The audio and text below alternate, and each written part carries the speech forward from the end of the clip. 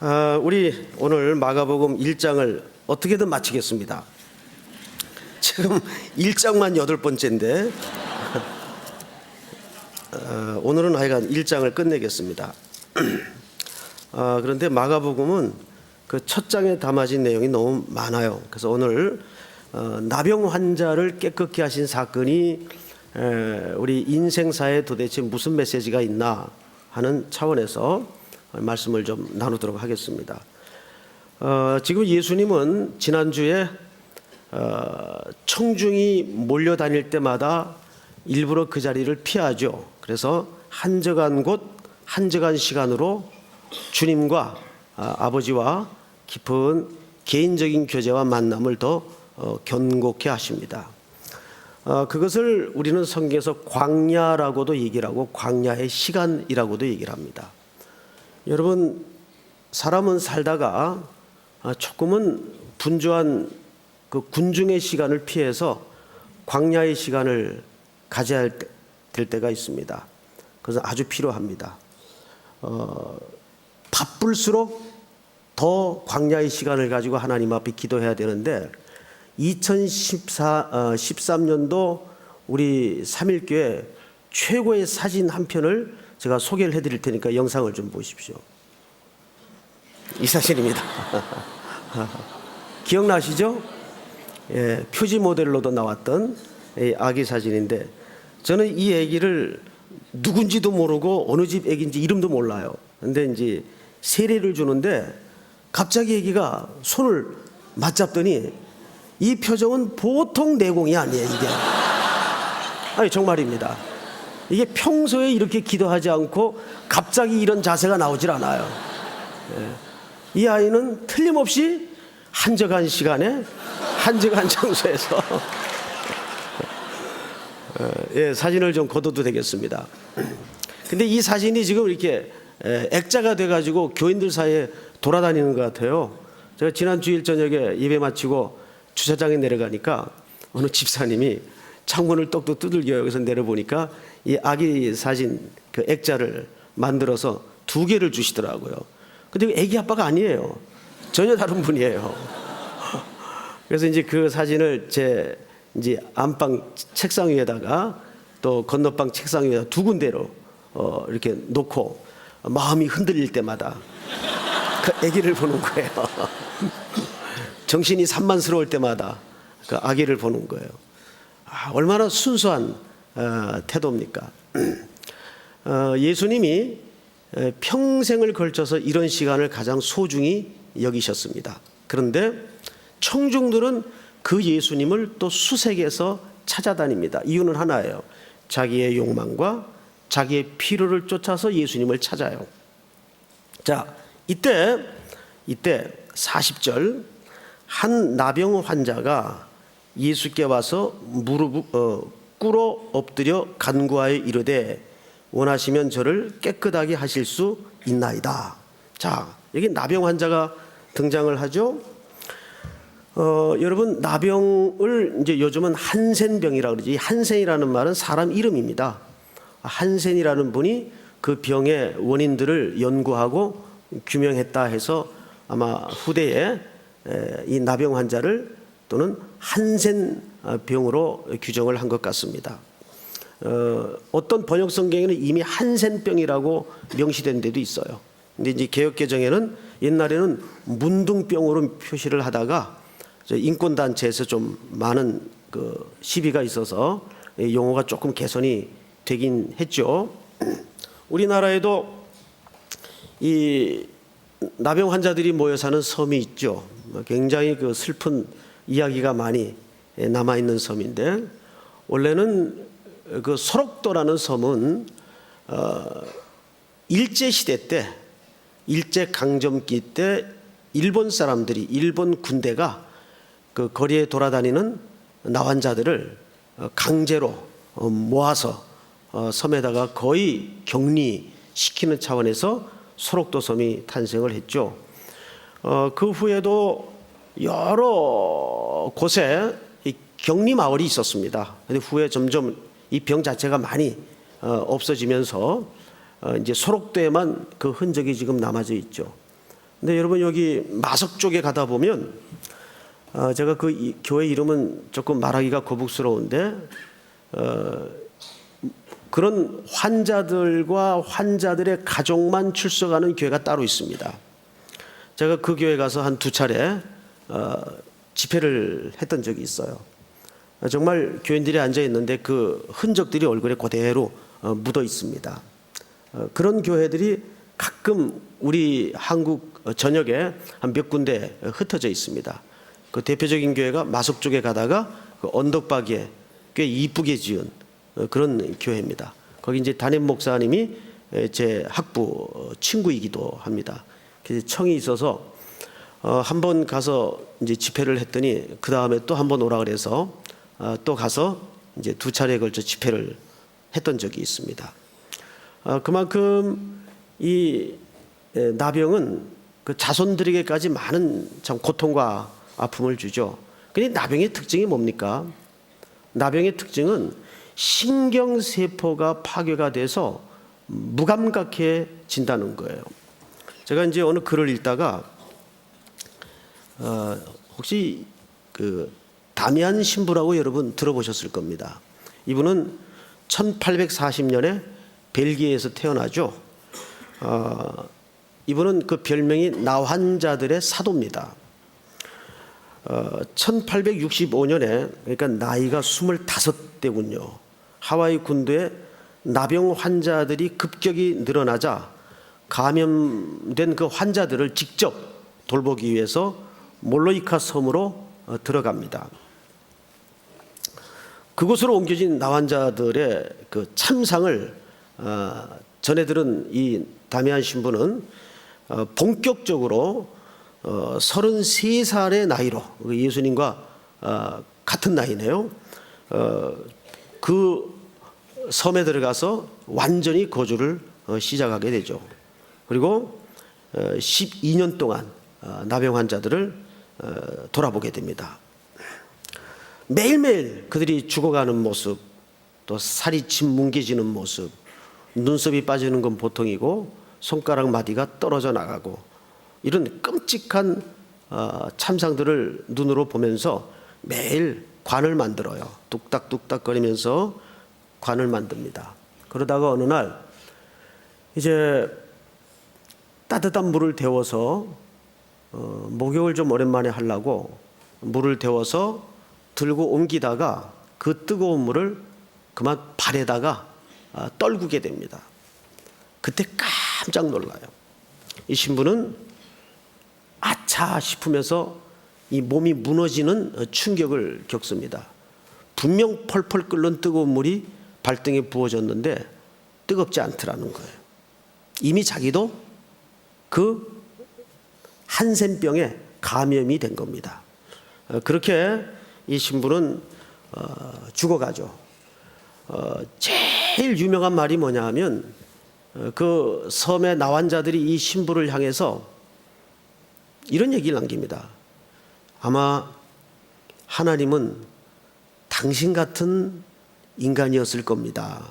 그 신부를 보고 하나님은 당신 같은 인간이었을 겁니다. 인간으로서 들을 수 있는 최고의 찬사죠. 그만큼 세계 각지에 흩어져 있는 나환자는 지금도 한 1,000만 명이 된다고 합니다. 그런데 오늘 성경엔 의외로 이 나환자에 대한 기록과 이야기가 구약서부터 굉장히 많이 등장을 합니다. 자, 이 한센병이 갖는 가장 병의 특징 중에 하나가 무감각증이에요. 아파야 되는데 통증이 없다는 겁니다. 이것은 무엇을 상징하냐 하면 우리가 하나님께 끊어져서 갖게 되는 영적인 상태, 분명히 죽은 줄 깨달아야 되는데 죽은 줄 모르고 있는 인간의 상태를 가장 잘 설명하는 질병이 나환자병입니다.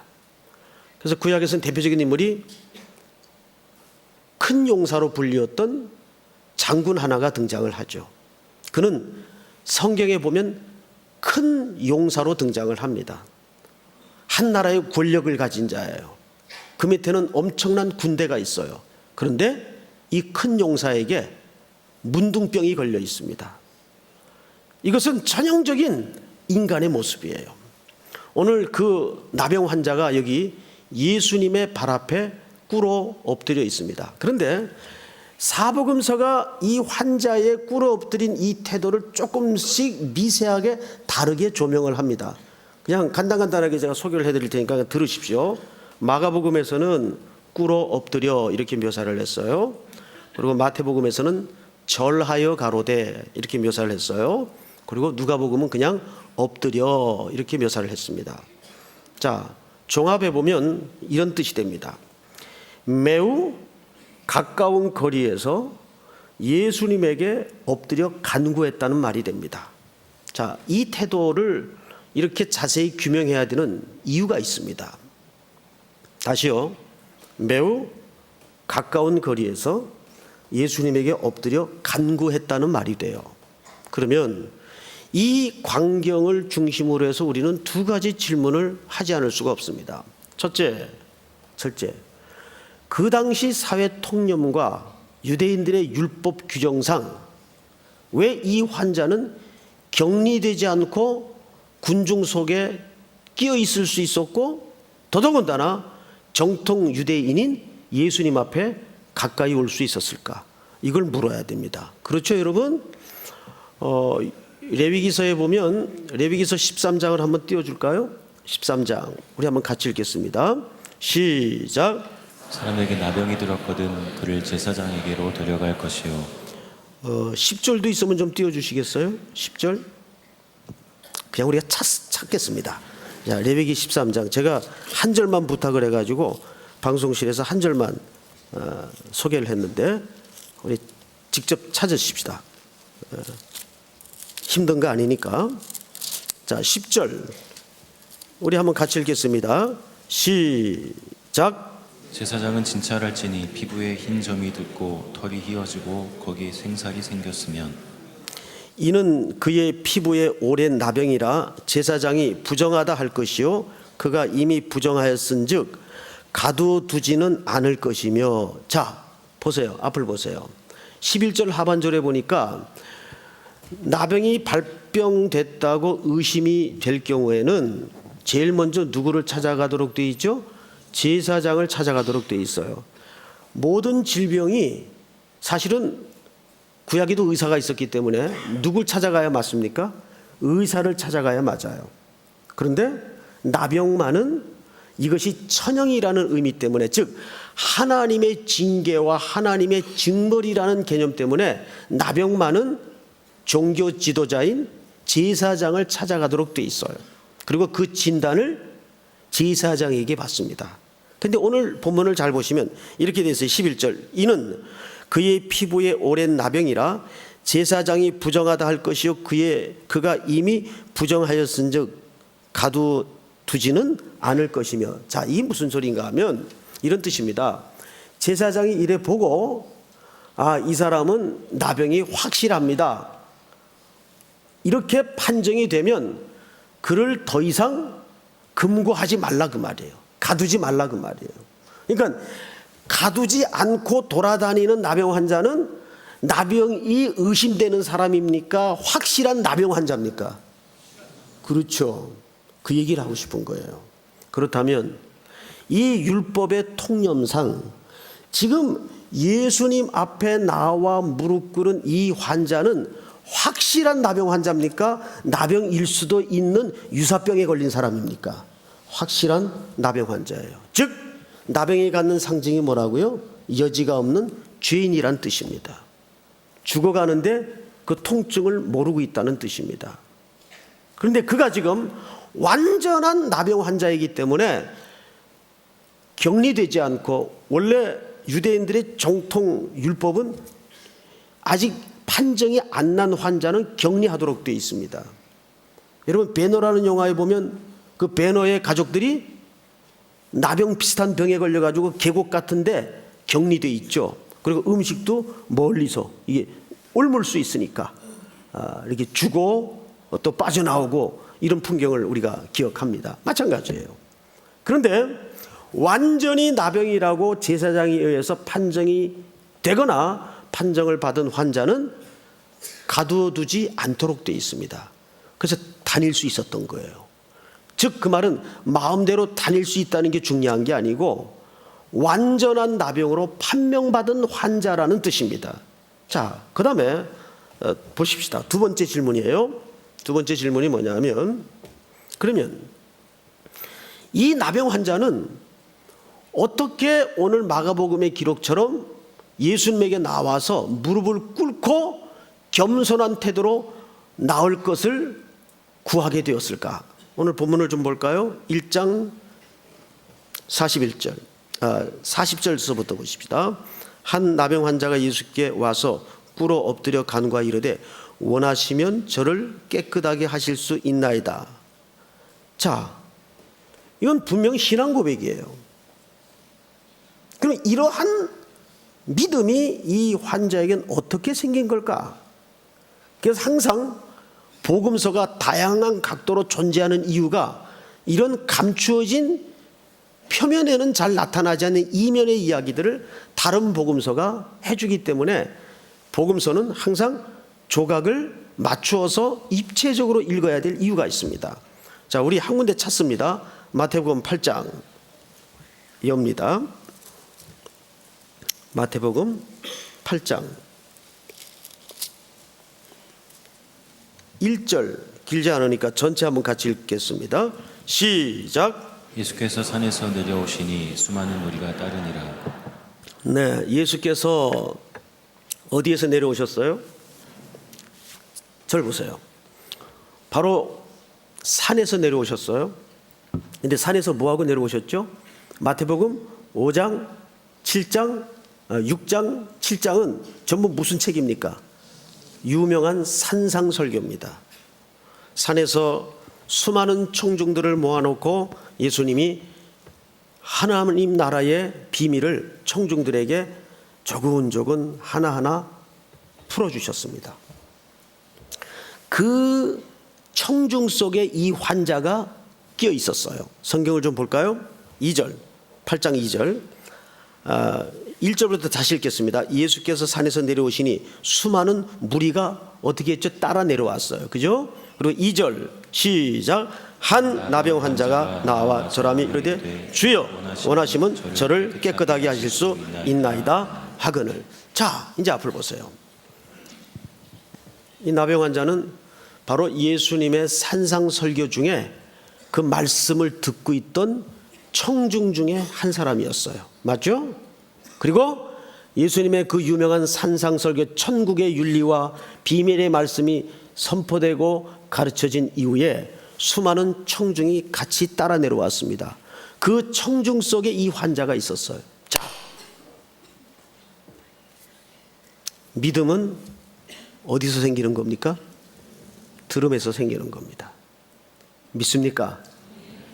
이스라엘 군대가 가나안 땅에 진격을 해 들어왔을 때 모든 사람들이 대적을 하려고 칼을 들고 준비했지만 오직 한 사람만이 그 하나님의 군대를 받아들입니다. 누굽니까? 기생 라합입니다. 라합이 뭐라 그러죠? 너희에 관한 하나님의 소문을 내가 들었나니 상천하지에 하나님에 관한 소문을 들었다. 그 믿음이 어디서 생긴 거예요? 들음에서 생긴 거예요.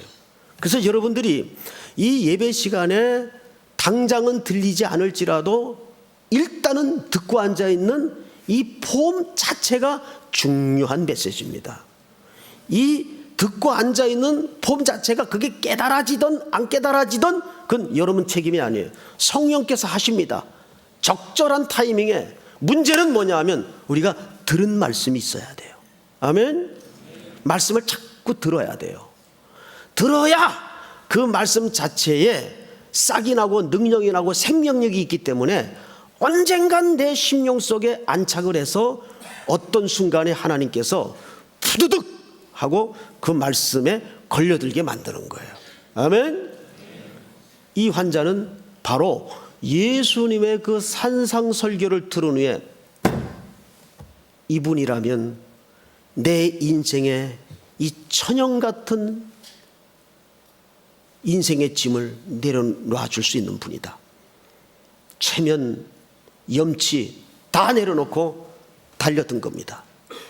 원하신다면 저를 깨끗게 하실 수 있습니다. 여러분, 여기서 깨끗게 한다는 말은 치료의 용어가 아니에요. 이 말은 종교적 용어입니다. 즉, 이 환자는 예수 그리스도께 뭘 구한 겁니까? 단순히 고침을 받게 해달라는 치료의 목적으로 다가왔던 게 아니에요. 그래서 깨끗게 하실 수 있나이다라는 말은 전형적인 의학 용어가 아니라 종교 용어예요. 즉, 자기 영적인 문제를 예수님 앞에 지금 가지고 나왔다 그 말이에요. 믿습니까? 일반 사람들이 예수님을 쫓아다니면서 자기들의 필요와 목적을 따라 그 예수님을 수색하고 다녔던 것처럼 그런 목적이 아니었어요. 자, 그런데 마가복음으로 다시 돌아가서 몇 절을 보시냐면 41절 보십시다. 예수께서 불쌍히 여기사 손을 내밀어 그에게 대시며 이르시되 내가 원하노니 깨끗함을 받으라 하시니. 자, 여러분, 예수님도 여기서 깨끗함을 받으라 그랬지 고침을 받으라 그랬어요? 고침을 받으라는 의학 용어를 쓰지 않았어요. 깨끗함을 받으라는 종교 용어를 썼습니다. 이유는 뭘까요? 이 나환자가 끌고 온 인생의 핵심적인 문제가 뭔지를 알았어요. 그런데 우리는 여기에서 한 가지 스스로 속는 일이 있어서는 안 돼요. 뭘까요? 여러분, 가끔 가다가 소위 이제 기도 많이 하는 분들, 기도 많이 해야죠. 많은 기도의 양 속에서 많은 역사가 있습니다, 분명. 그런데 이걸 이렇게 오해해서는 안 돼요. 내가 기도 많이 했기 때문에 응답받았다라는 공식적인 개념으로 응답을 이해해서는 안 됩니다. 아멘. 기도 응답은 내가 기도 많이 한 시간의 양의 조건이 있지 않아요. 믿습니까? 항상 모든 기도 응답이라든지 우리 구원의 역사는 늘 그분의 자비와 불쌍히 여기심입니다. 믿습니까? 그것은 우리 기도도 마찬가지예요. 내가 기도 많이 했기 때문에 응답받았다라고 생각이 드는 사람은 아직도 그 기도는 율법적 기도가 된 겁니다. 그래서 그런 율법적 사고로 저 사람은 왜 고생을 할까? 기도 안 하니까. 기도 안 하잖아. 이렇게 함부로 이웃을 정죄하기가 쉬워지는 거예요. 이게 율법적 사고의 무서운 독소입니다. 늘 우리는 하나님의 자비만 기초가 돼야 돼요. 내가 얼마나 열심히 예배를 드렸는데, 얼마나 많이 기도를 했는데, 이거 중요하지 않아요. 그럼에도 불구하고 우리는 열심히 기도하고 열심히 예배를 드려야 돼요. 왜? 혹이라도 그분의 자비와 긍휼을 구하기 때문입니다. 믿습니까? 오늘 이 나환자가 엎드려 간구하여 절했기 때문에, 예수님 앞에 나왔기 때문에 보다 더 중요한 고침과 깨끗함에, 정결케 됨의 중요한 근거는 예수님의 불쌍히 여기심입니다. 자, 여기 성경을 잘 보세요. 어떤 표현이 있는가 하면 41절, 예수께서 불쌍히 여기사 손을 내밀어 그에게 대시며 이르시되 내가 원하노니. 할렐루야. 여러분, 주님이 원하셔야 돼요. 아멘. 인생 모든 만사가 주님이 원하셔야 됩니다. 그래서 여러분들은, 우리는 그분의 마음에 들게만 하면 돼요. 그분이 기뻐할 자리에만 머물러 있으면 됩니다. 그러면 그분이 가장 기뻐할 자리가 어디예요? 하나님의 말씀을 듣는 자리예요. 할렐루야. 이 나환자도 결국은 모든 시작이 어디서부터 시작이 됩니까? 예수님 말씀 듣다가 산상에서 그 놀라운, 누구도 설명하지 않았던, 누구도 베풀어 주지 않았던 하늘의 이야기를 듣다가 그 예수 그리스도를 구주로 보는 눈이 열린 거예요. 이분이다. 이분이야말로 내 인생의 그 고름이 질질 나는, 누구도 손댈 수 없는, 누구도 고칠 수 없는, 누구도 깨끗하게 할 수 없는 인생의 깊은 이 고통을 이분이야말로 해결해 주실 분이다. 그리고 온 오욕과 염치를 무릅쓰고 예수님 무릎 앞에 꿇어 앉아서 원하시면 나를 깨끗게 하실 수 있습니다. 내가 이렇게 열심히 주님 앞에 나왔는데 고쳐주시옵소서, 그렇게 대답하지 않았어요. 그렇게 구하지 않았어요. 주님이 원하신다면 그분을 그리스도로 보았고 그분을 하나님의 아들로 보았고 그분을 구주로 본 겁니다. 믿습니까? 이것이 무엇이 가져다 준 힘이었어요? 하나님의 말씀이 들려지는 가운데 그 안에 생성된 은혜의 믿음이었습니다. 믿습니까? 믿음은 어디서 자랍니까? 하나님의 말씀을 듣다가 자랍니다. 말씀은 예배 시간을 통해서, 성경을 통해서 성령님이 여러분들 인생 속에 매일 말씀하시는 거예요. 그러니까 3일 운동이 아주 중요한 운동이에요. 구약 석장, 신약 한 장 매일 읽어야 돼요. 그 가운데 하나님이 나에게 말씀하시는 거예요. 아모개야, 오늘은 내가 이렇게 살았으면 좋겠다. 오늘은 내가 좀 쉬었으면 좋겠다. 오늘은 나와 이렇게 동행하자. 매일 말씀을 통해서 가르치시는 거예요. 믿습니까? 자, 성경을 또 보십시다.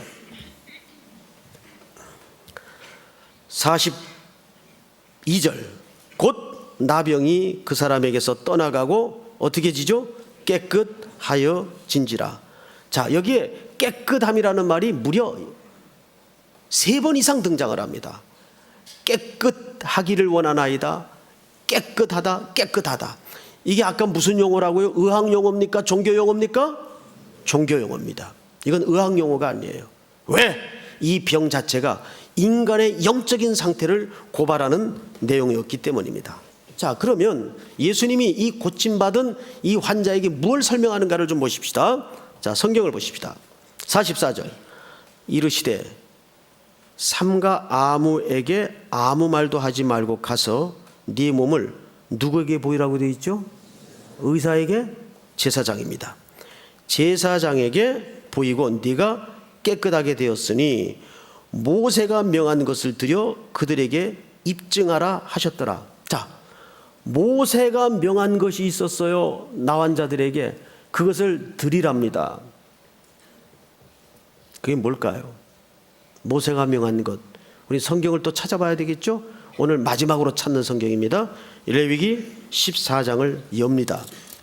중요하니까 직접 찾겠습니다. 레위기 14장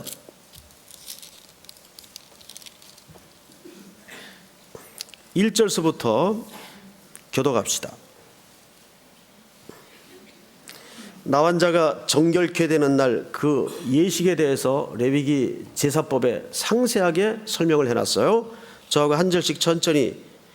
여호와께서 모세에게 말씀하여 이르시되 시작. 나병 환자가 정결하게 되는 날의 규례는 이러하니 곧 그 사람을 제사장에게로 데려갈 것이요 제사장은 진영에서 나가 진찰할지니 그 환자에게 있던 나병 환부가 나았으면 제사장은 그 정결함을 받을 자를 위하여 명령하여 살아있는 정결한 새 2마리와 백향목과 홍색 실과 우슬초를 가져오게 하고. 자, 4절에 보면 명령하여 살아있는 정결한 새 몇 마리? 2마리를 가져오도록 되어 있습니다. 5절. 제사장은 또 명령하여 그 새 한 마리는 흐르는 물에 물 위 질그릇 안에서 잡게 하고 시작. 다른 새는 산채로 가져다가 백향목과 홍색 실과 우슬초와 함께 가져다가 흐르는 물 위에서 작은 새의 피를 찍어. 나병에서 정결함을 받을 자에게 7번 뿌려 정하다 하고 그 살아있는 새는 들에 놓을지며 시작. 정결함을 받는 자는 그의 옷을 빨고 모든 털을 밀고 물로 몸을 씻을 것이라. 그리하면 정하리니 그 후에 진영에 들어올 것이나 자기 장막 밖에 이래를 머물 것이요. 같이 봅니다. 7째 날에 그는 모든 털을 밀되 머리털과 수염과 눈썹을 다 밀고 그의 옷을 빨고 물을 씻을 것이라. 그리하면 정하리라. 아멘. 자, 이제 앞을 보십시오. 나병이 다 고침을 받았다 싶으면 나병 환자는 모세가 명한 것을 갖다 드려라 그랬어요. 근데 여기 보니까 모세가 명한 것이 정확하게 설명되어 있어요. 우선 이제 복잡한 설명이 있는데 간단하게 새 2마리를 가져가요. 그리고 한 마리는 잡아요. 어디서 잡죠? 질그릇 안에다가 잡아서 죽입니다. 그리고 그 피를 환부에다가 찍도록 돼 있어요. 그리고 정결하다 선포를 하도록 돼 있습니다. 그리고 한 마리는 들에 어떻게 해요? 놔줘요. 자유를 줘요. 새 한 마리의 희생으로 한 마리는 자유함을 얻는 거예요. 이 새는 누구예요? 예수 그리스도의 죽음을 얘기해요. 근데 그 죽음이 어디 안에서 죽죠? 질그릇 안에. 이 질그릇은 누굽니까? 우리입니다. 우리 인생을 예레미야 선지자도 그렇고 뭐라고 묘사를 했죠? 질그릇 같은 인생, 볼품없는 인생. 그 말은 예수 그리스도가 이 나환자 같은 영적인 죽은 상태의 생명들을 위해서 이 땅에 질그릇 같은 모습으로 오셨어요. 그래서 마치 이 질그릇 안에 담아진 새처럼 한 마리가 되어 질그릇 안에서 죽어요. 그 죽음으로 한 마리 새는 하늘을 향해서 자유를 얻어 훨훨 날아갑니다. 할렐루야. 그러면 이 한 마리 새는 누굽니까? 바로 우리를 묘사하는 겁니다. 우리가 그리스도의 죽음으로 자유함을 얻는 거예요. 아멘. 이것을 처절하게 시편 기자가 기막힌 아픔으로 서술한 노래 하나가 있어요. 진짜 마지막으로 84편 시편.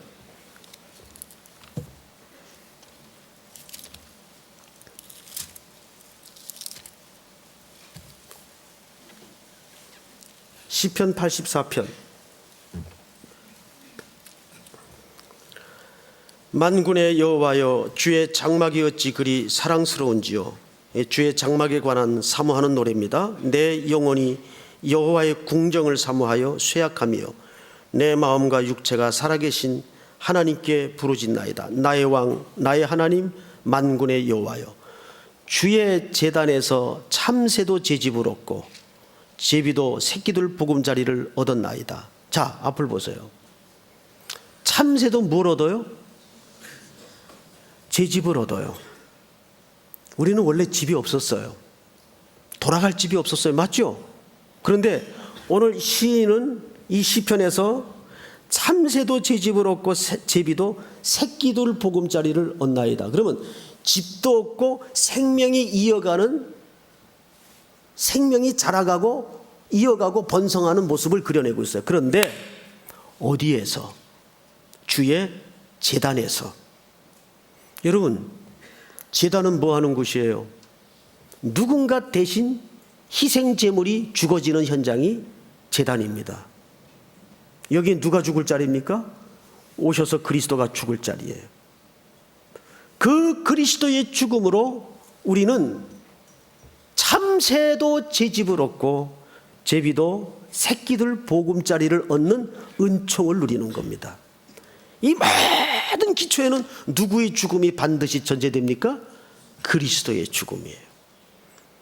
그래서 이 나환자는 깨끗함을 받고 구속의 은혜를 노래하게 됩니다. 할렐루야. 오늘도 우리는 살면서 항상 뼛속 깊이 내가 이렇게 그리스도의 아픈 죽음을 통해서 거기에서 피어난 새로운 자유함을 얻는 생명이라는 사실을 잊지 않는 또 한 주간이 될 수 있기를 우리 주님의 이름으로 축복합니다. 우리 다 일어나십시다. 찬양합시다. 이 땅에 오신 하나님의 본체,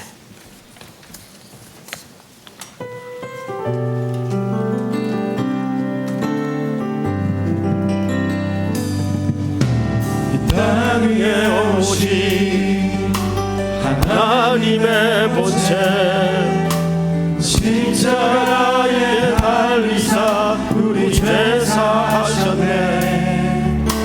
하나님이 그를 지극히 높여 모든 이름 위에 뛰어난 이름을 주사 우리 예수 이름 앞에 절하고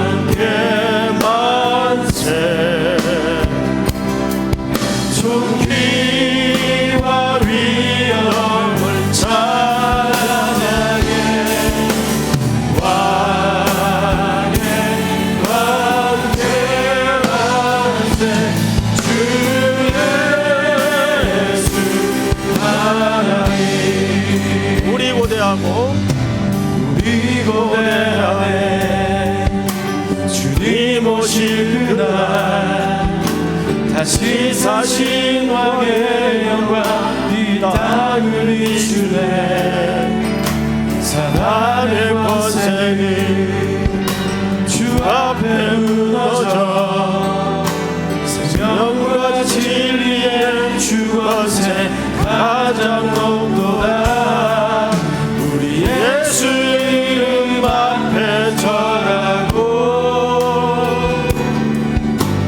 모든 입이 주를 시네 영광 중에 오실 주를 보리라 선포해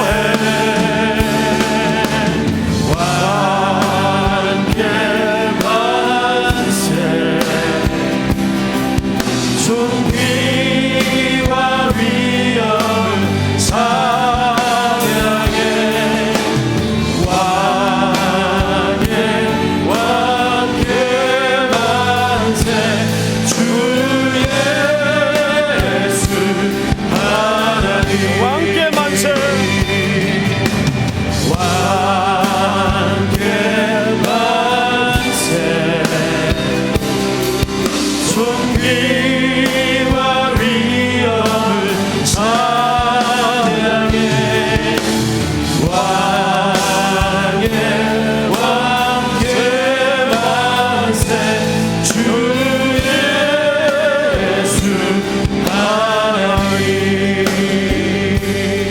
마지막으로 한번 다 같이 통성으로 기도하십시다.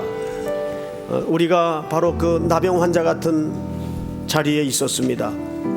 예수님 이 땅에 질그릇 안에 오셔서 스스로 숨을 내어주시고 우리에게 한 마리의 새처럼 훌훌 영혼의 자유를 주셨습니다. 우리 평생의 그 은혜를 기억하며 선교도 하고 헌신도 하고 봉사도 하고 예배도 드리고 기도도 드리는 겁니다. 이 한 주간 또 수많은 일들이 우리 앞에 맞닥뜨리지만은 우리가 담대하게 구속의 은혜를 누리는 주의 백성다웁게 당당히 승리하여 하나님 앞에 사랑받는 행복자로서는 승리의 한 주간이 될 수 있도록 은혜를 주시옵소서. 또 내일부터 1박 2일 동안 우리 교육자들 신년 MT를 떠납니다. 좋은 교재와 또 새로운 아이디어와 또 양떼를 위해서 많이 기도하는 시간을 갖도록 은혜를 주시옵소서. 또 우리 교육자들을 위해서 또 한 주간 교회를 위해서 우리 주여 부른 다음에 통성으로 기도합니다. 주여 아버지 하나님의 은혜를 감사합니다. 시간을 주시고